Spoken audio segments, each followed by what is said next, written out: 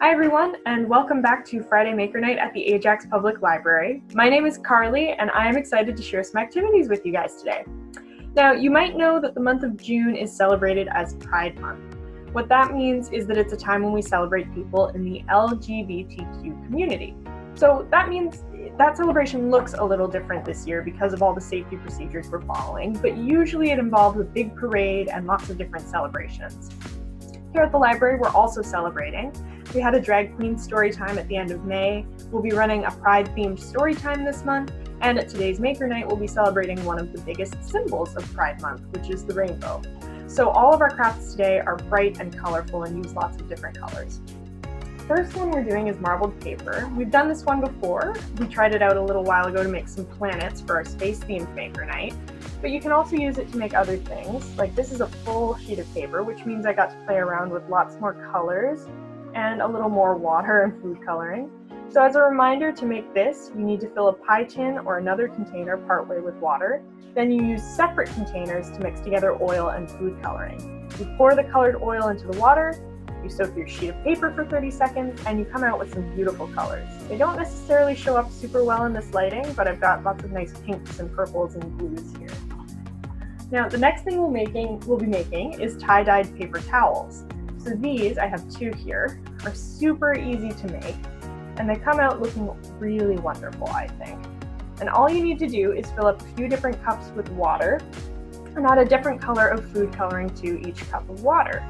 Then you scrunch up the paper towel or you fold it, and you dip different parts of it in each different color until all the white is gone.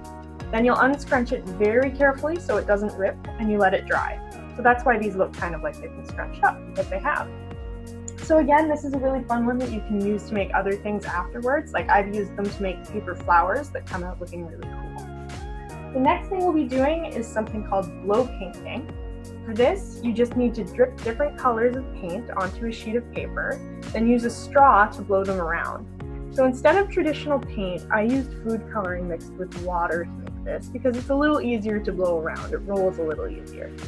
You can see there are definitely spots where the color is brighter than other spots, and that's where I dropped the water onto the paper. Sometimes I didn't blow it around fast enough to really make a pattern. So try out different angles and speeds and see what you can make. Our last project today is something called pour painting. This is a very cool technique that you can use to spread colors all around a canvas, or in this case, a rock. So I can find my rock. So you'll need a rock that's at least this big or a little bigger, plus some washable paint that will roll around easily, and a workspace that you've prepared for mess. So you'll squeeze the paint onto your rock or your canvas, and then you slowly tilt the rock around so that the paint spreads around and covers it. Now, a lot of people recommend doing this activity with acrylic paint, but the acrylic paint that I had didn't roll very well. One thing you can use to fix that is to use something called a thinning medium to make it roll better, but that isn't necessarily something that all of us will have on hand.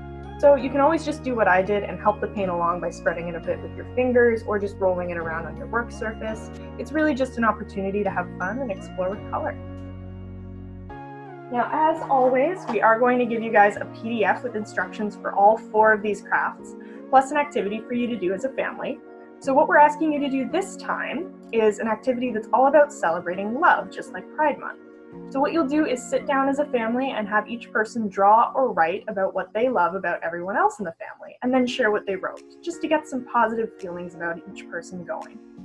The PDF will also include a link to some great titles that celebrate diversity and love in lots of different forms.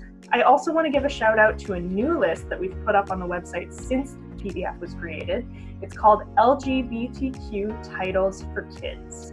You can access that by going to the catalog at ajaxlibrary.ca and entering into the lists menu. It's very easy to find.